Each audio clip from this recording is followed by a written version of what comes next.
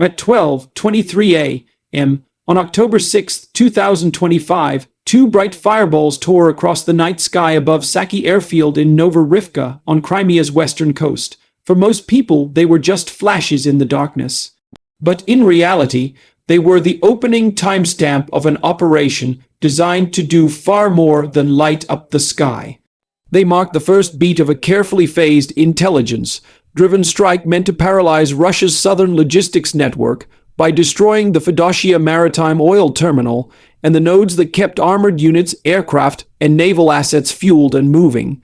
Nothing that happened that night was spontaneous. It was choreography, timing, deception, expendable platforms, electronic warfare, and precision guidance working together to exploit the defender's doctrine. The operation began with a swarm that was never meant to be lethal. It was meant to be seen. 3 unmanned aerial vehicles and 3 missile drones entered Crimea from multiple directions. Most were simple, low-cost decoys, small payload platforms built to be sacrificed. 48 of them were mass-produced high-speed composite UAV designed to absorb radar energy and die, modified commercial drones and repurposed UJ-22 one-way platforms filled out the formation. Their job was simple: saturate Russian air defenses, burn through expensive interceptors, and, most important, force the entire integrated air defense system to reveal itself in real time. As the swarms approached, the predictable order came from the IAD's commander on duty: engage all targets. S-400 batteries, Panzer S-1s, and Tor M1 units launched interceptors that sliced through the darkness. Every missile they fired was exactly what Ukraine wanted: an expensive response to a cheap throwaway drone. And every launch produced a signature: radar frequencies, reaction times, and precise geolocation spots that Ukrainian analysts mapped instantly. Every kill was a strategic loss for Russia. Every interceptor gave Ukraine a clearer picture of where to strike. With the mid-tier and lower-tier defenses busy shooting at ghosts, the corridors opened for the operation's main hunters. From a covert launch point near Odessa, the deadliest platforms began their 186-mile run toward Crimea. The main strike mix included 2 heavy Peklo missile drones with 2 164-pound warheads, 4 UJ-26 Bober drones carrying about 110 pounds each, and 4 AQ-400 scythe platforms with 66-pound charges. Additional scythes launched from closer to the Kherson front to converge at the same moment. Planners exploited differences in speed like a timing instrument. Bobers cruised at about 124 miles per hour, needing nearly 2 hours to reach the target. Peklo missiles, capable of over 430 miles per hour, covered the same distance in about 40 minutes. By launching slow platforms first and fast ones later, controllers synchronized arrival so that all systems appeared over their objectives within seconds. To defeat line of sight detection, the strike packages advanced in extreme low altitude skimming profiles 98 to 164 feet above the surface. At those heights, long-range radars like the 91N6E Big Bird tied to S-400 complexes were blind behind the curvature of the Earth. As the drones skirted the radar horizon, a powerful Russian jamming system, likely a Krasika-4, flooded the corridor with GNSS interference meant to blind satellite navigation. Standard GPS-guided weapons would have drifted. But these weren't standard. Their flight computers rejected the corrupted signals and switched to inertial navigation, laser gyroscopes, and high-precision accelerometers tracking movement with millimeter accuracy. The jamming bubble became irrelevant. Before the terminal could be hit, supporting strikes needed to cut distribution arteries. One package targeted the Iazovsky rail junction, the critical rail line feeding fuel from the terminal toward the front.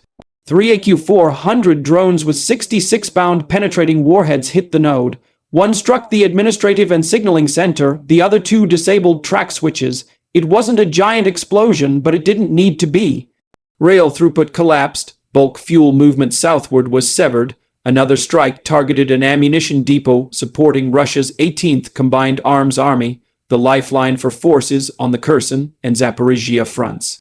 4 UJ-26 Bobers and a single Peklo missile penetrated defenses at low altitude.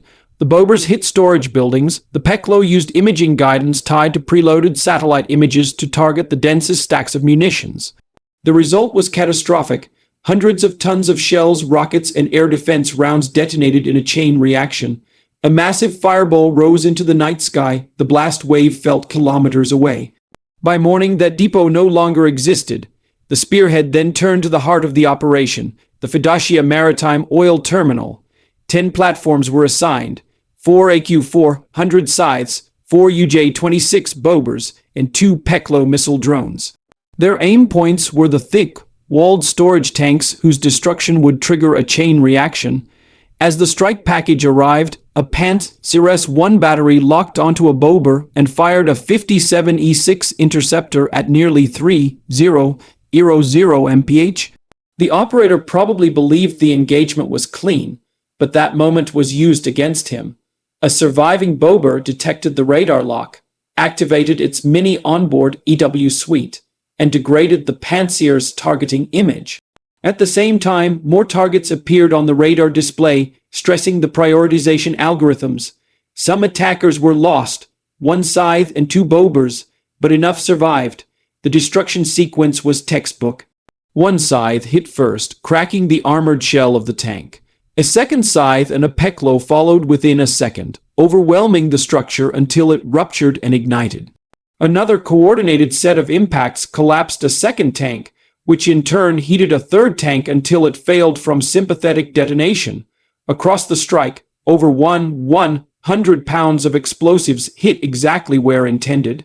By 2:30 a.m., the fire at Fedosia was visible from dozens of miles away. Thermal satellite imagery soon confirmed multiple large, sustained burns. Initial Russian statements tried to blame an industrial accident. Static electricity, human error, but those claims collapsed quickly as internal MOD communications, international reporting, and satellite data converged. This was a coordinated kinetic strike.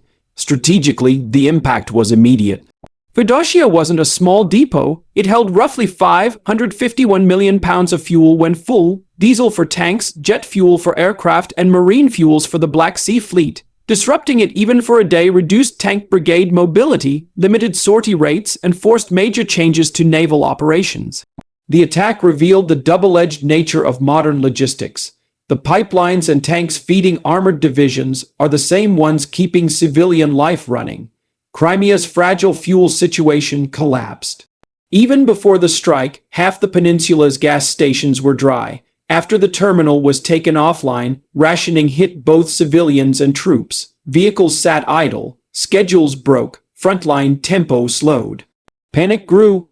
The strike also shattered the narrative of Crimea as impenetrable. Airspace closures across multiple regions and blackouts in cities like Belgorod signaled that the conflict's reach had deepened dramatically.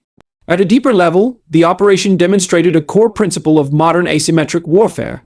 Cheap, expendable unmanned systems can economically exhaust billion-dollar defense networks. Each S-400 interceptor costs vastly more than the drones it shot down.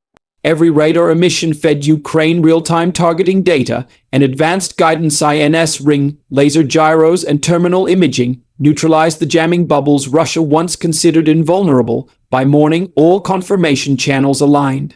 Russian officials quietly admitting engagements, international media reporting major fires, and satellite thermal evidence of massive strikes. The operation achieved everything it intended: cripple logistics, destroy stockpiles, and force a doctrinal reevaluation of how layered defenses confront low-cost, high-information attack packages. On that night, success for Ukraine wasn't measured in drones recovered. It was measured in disruption, and they achieved disruption at a strategic scale. For the defenders, only one definition of success existed: 100% interception. They didn't meet it. What happened over Crimea on October 6th wasn't just a raid. It was a strategic stroke that rewired the calculus of the entire southern theater.